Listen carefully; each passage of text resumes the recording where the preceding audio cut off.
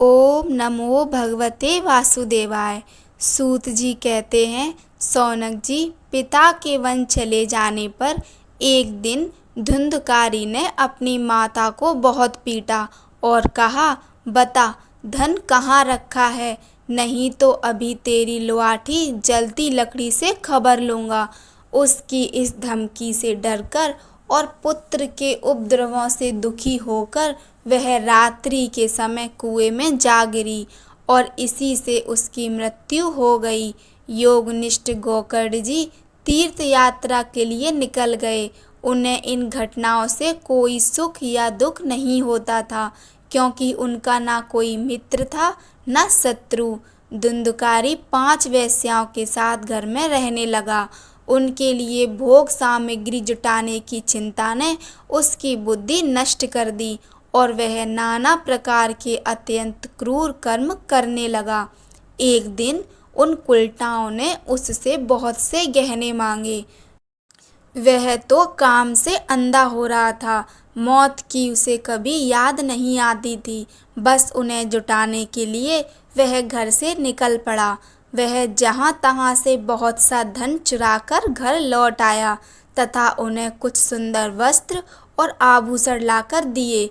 चोरी का बहुत माल देखकर रात्रि के समय स्त्रियों ने विचार किया कि यह नित्य ही चोरी करता है, इसलिए इसे किसी दिन अवश्य राजा पकड़ लेगा।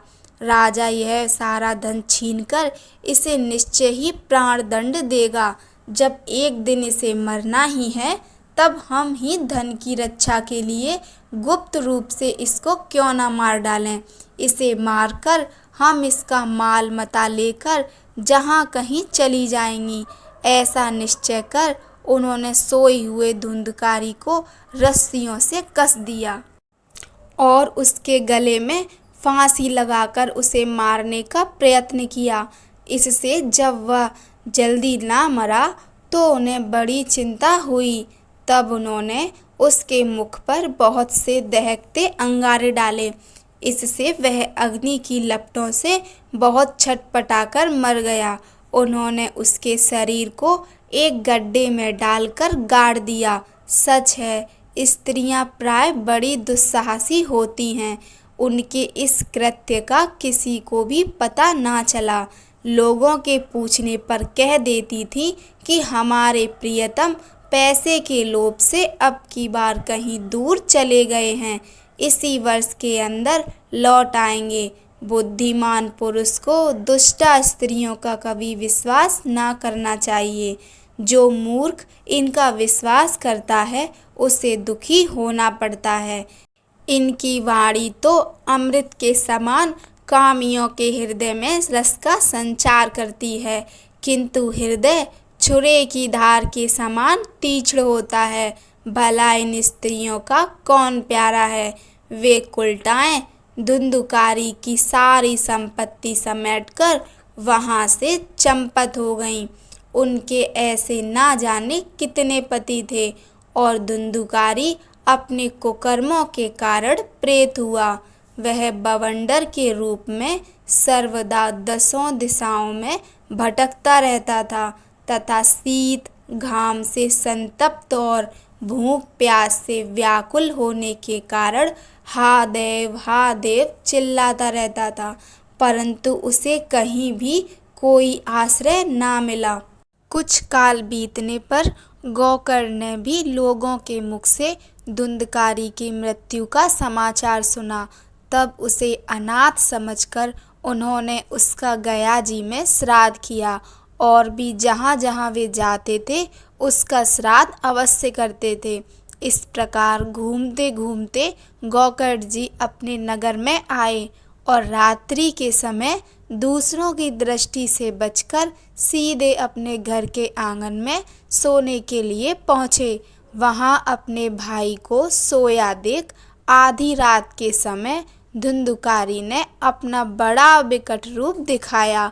वह कभी भेड़, कभी हाथी, कभी भैंसा, कभी इंद्र और कभी अग्नि का रूप धारण करता।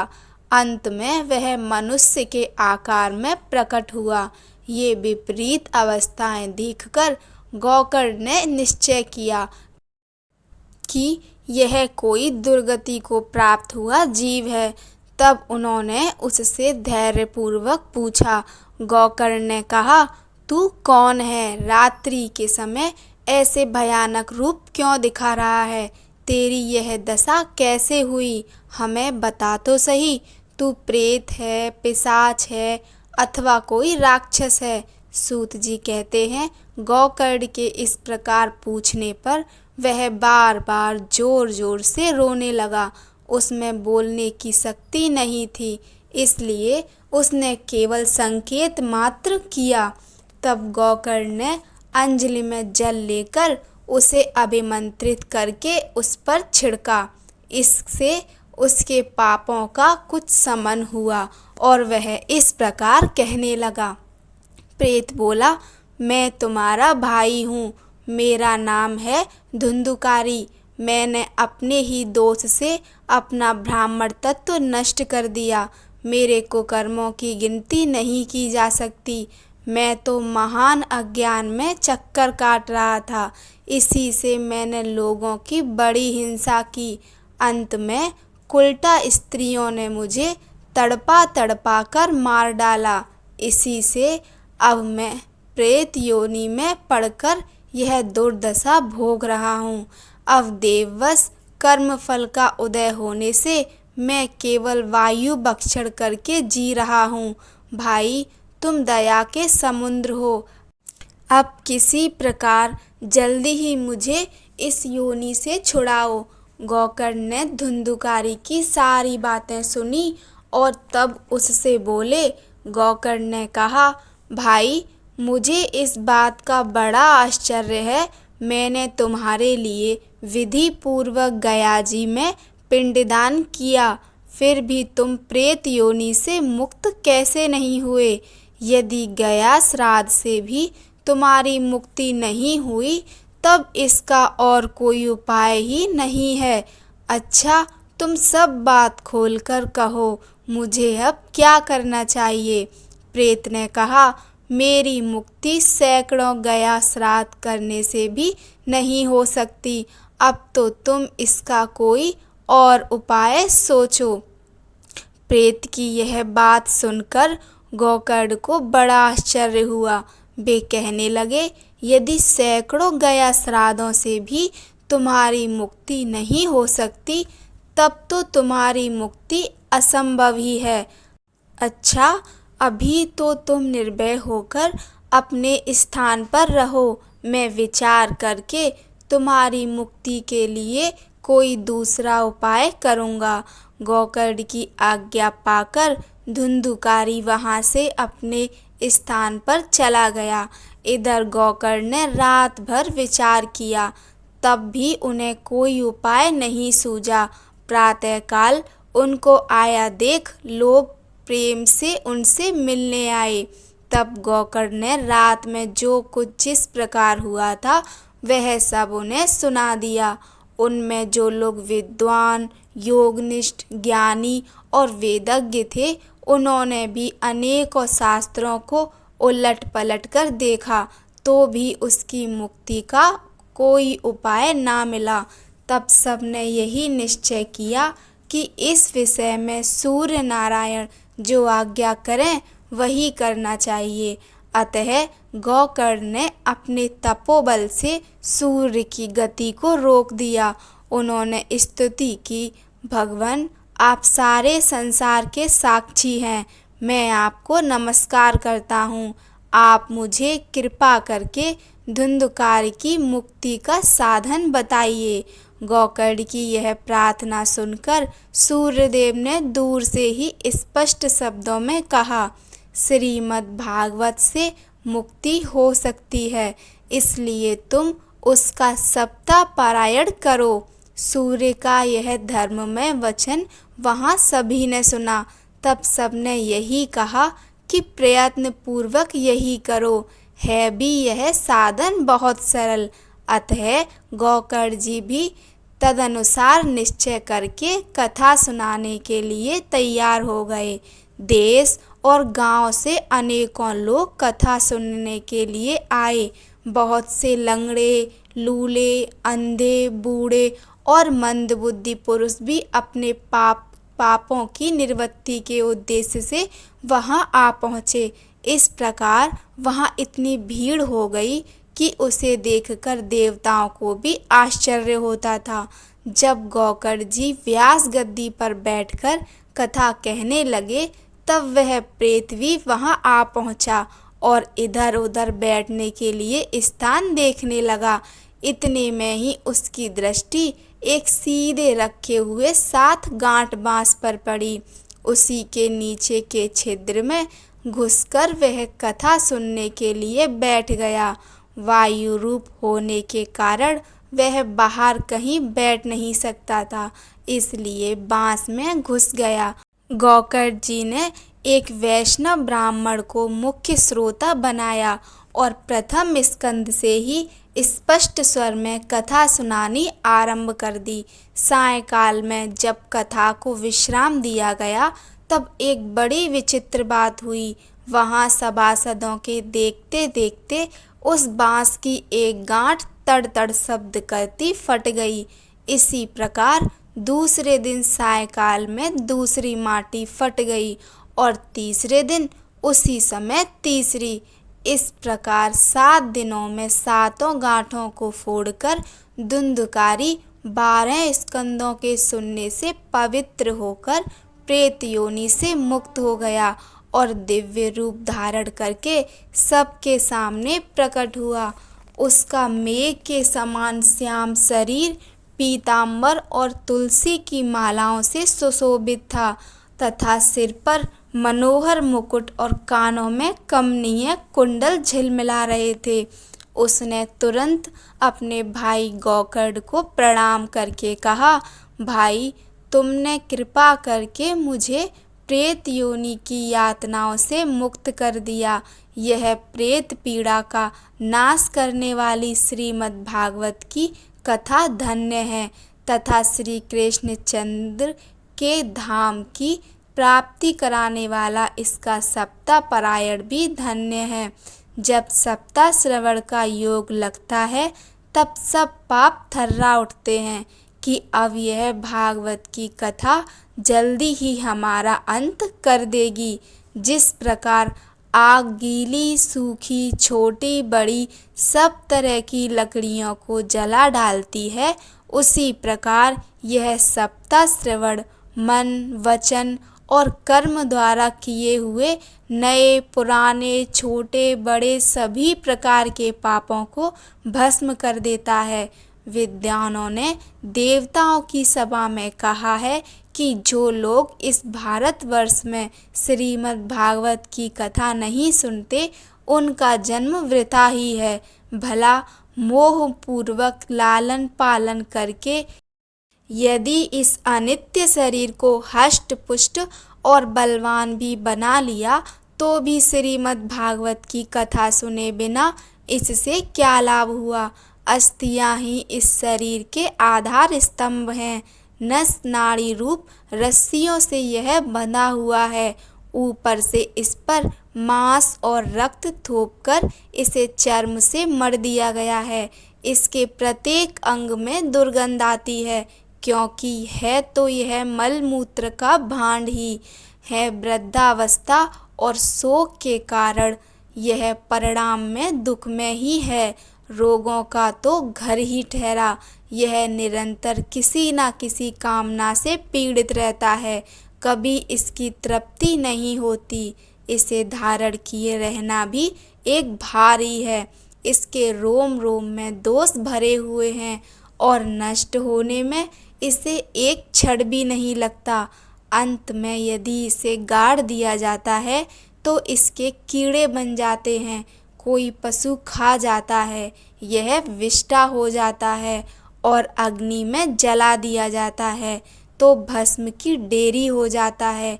ये 3 ही इसकी गतियाँ बताई गई हैं। ऐसे अस्थिर शरीर से मनुष्य अविनाशी फल देने वाला काम क्यों नहीं बना लेता। जो अन्न प्रातःकाल पकाया जाता है, वह सायंकाल तक बिगड़ जाता है, फिर उसी के रस से पुष्ट शरीर की नित्यता कैसी। इस लोक में सप्ताह श्रवण करने से भगवान की शीघ्र ही प्राप्ति हो सकती है। अतः सब प्रकार के दोषों की निवृत्ति के लिए एकमात्र यही साधन है। जो लोग भागवत की कथा से वंचित हैं वे तो जल में बुदबुदे और जीवों में मच्छरों के समान केवल मरने के लिए ही पैदा होते हैं। भला जिसके प्रभाव से जड़ और सूखे हुए बांस की गांठें फट सकती हैं, उस भागवत कथा का श्रवण करने से चित्त की गांठों का खुल जाना कौन बड़ी बात है। सप्ताह श्रवण करने से मनुष्य के हृदय की गांठ खुल जाती है, उसके समस्त संशय छिन्न छिन्न हो जाते हैं और सारे कर्म क्षीण हो जाते हैं। यह भागवत कथा रूप तीर्थ संसार के कीचड़ को धोने में बड़ा ही पटु है। विद्वानों का कथन है कि जब यह हृदय में स्थित हो जाता है तब मनुष्य की मुक्ति निश्चित ही समझनी चाहिए। जिस समय धुंधुकारी ये सब बातें कह रहा था, जिसके लिए बैकुंठवासी पार्षदों के सहित एक विमान उतरा, उससे सब ओर मंडलाकार प्रकाश फैल रहा था। सब लोगों के सामने ही धुंधकारी उस विमान पर चढ़ गया। तब उस विमान पर आए हुए पार्षदों को देखकर उनसे गौकर्ण ने यह बात कही। गौकर्ण ने कहा, भगवान के प्रिय पार्षदों, यहाँ तो हमारे अनेकों शुद्ध हृदय श्रोतागण हैं। उन सबके लिए आप लोग एक साथ बहुत से विमान क्यों नहीं लाए। हम देखते हैं कि यहाँ सभी ने समान रूप से कथा सुनी है, फिर फल में इस प्रकार का भेद क्यों हुआ, यह बताइए। भगवान के सेवकों ने कहा, हे मानद, इस फल भेद का कारण इनके श्रवण का भेद ही है। यह ठीक है कि श्रवण तो सबने समान रूप से ही किया है, किंतु इसके जैसा मनन नहीं किया। इसी से एक साथ भजन करने पर भी उसके फल में भेद रहा। इस प्रेत ने 7 दिनों तक निराहार रहकर श्रवण किया था तथा सुने हुए विषय का स्तर चित्त से यह खूब मनन निधिध्यासन भी करता रहा। जो ज्ञान दृढ़ नहीं होता वह व्यर्थ हो जाता है। इसी प्रकार ध्यान ना देने से, श्रवण का, संदेह से, मंत्र का और चित्त के इधर उधर भटकते रहने से जप का भी कोई फल नहीं होता। वैष्णवहीन देश, अपात्र को कराया हुआ श्राद्ध का भोजन, अश्रोत्रिय को दिया हुआ दान एवं आचारहीन कुल, इन सब का नाश हो जाता है। गुरु वचनों में विश्वास, दीनता का भाव, मन के दोषों पर विजय और कथा में चित्त की एकाग्रता इत्यादि नियमों का यदि पालन किया जाए तो श्रवण का यथार्थ फल मिलता है। यदि ये श्रोता फिर से श्रीमद् भागवत की कथा सुने, निश्चय ही सबको बैकुंठ की प्राप्ति होगी। और गौकर्ण जी, आपको तो भगवान स्वयं आकर गोलोक धाम ले जाएंगे। यों कहकर वे सब पार्षद हरि कीर्तन करते बैकुंठ लोक को चले गए। श्रावण मास में गौकर्ण जी ने फिर उसी प्रकार सप्ताह क्रम से कथा कही और उन श्रोताओं ने उसे फिर सुना। नारद जी, इस कथा की समाप्ति पर जो कुछ हुआ वह सुनिए। वहाँ भक्तों से भरे हुए विमानों के साथ भगवान प्रकट हुए। सब ओर से खूब जय जयकार और नमस्कार की ध्वनियाँ होने लगीं। भगवान स्वयं हर्षित होकर अपने पांचजन्य शंख की ध्वनि करने लगे और उन्होंने गौकर्ण को हृदय से लगाकर अपने ही समान बना लिया। उन्होंने क्षण भर में ही अन्य सब श्रोताओं को भी मेघ के समान श्याम वर्ण, रेशमी पीताम्बरधारी तथा किरीट और कुंडल आदि से विभूषित कर दिया। उस गांव में कुत्ते और चांडाल पर्यंत जितने भी जीव थे वे सभी गौकर्ण जी की कृपा से विमानों पर चढ़ा लिए गए तथा जहाँ योगी जन जाते हैं उस भगवत धाम में भेज दिए गए। इस प्रकार भक्त वत्सल भगवान श्री कृष्ण कथा श्रवण से प्रसन्न होकर गौकर्ण जी को साथ ले अपने ग्वाल बालों के प्रिय गोलोक धाम में चले गए। पूर्व काल में जैसे अयोध्यावासी भगवान श्री राम के साथ साकेत धाम से धारे थे, उसी प्रकार भगवान श्री कृष्ण उन सबको योगी दुर्लभ गोलोक धाम को ले गए, जिस लोक में सूर्य, चंद्रमा और सिद्धों की भी कभी गति नहीं हो सकती, उसमें वे श्रीमद् भागवत श्रवण करने से चले गए। नारद जी सप्ताह यज्ञ के द्वारा कथा श्रवण करने से जैसा उज्ज्वल फल संचित होता है, उसके विषय में हम आपसे क्या कहें। अजीत जिन्होंने अपने कर्ण पुट से गौकर्ण जी की कथा के एक अक्षर का भी पान किया था, वे फिर माता के गर्भ में नहीं आए। जिस गति को लोग वायु, जल या पत्ते खाकर शरीर सुखाने से, बहुत काल तक घोर तपस्या करने से और योग अभ्यास से भी नहीं पा सकते, उसे वे सप्ताह श्रवण से सहज में ही प्राप्त कर लेते हैं। इस परम पवित्र इतिहास का पाठ चित्रकूट पर विराजमान मुनीश्वर शांडिल्य भी ब्रह्म आनंद में मग्न होकर करते रहते हैं। यह कथा बड़ी ही पवित्र है। एक बार के श्रवण से ही समस्त पाप राशि को भस्म कर देती है। यदि इसका श्राद्ध के समय पाठ किया जाए तो इससे पितृगण को बड़ी तृप्ति होती है और नित्य पाठ करने से मोक्ष की प्राप्ति होती है। कथा अच्छी लगी हो तो लाइक कीजिए और आगे की कथा सुनने के लिए चैनल को सब्सक्राइब कर लीजिए। धन्यवाद।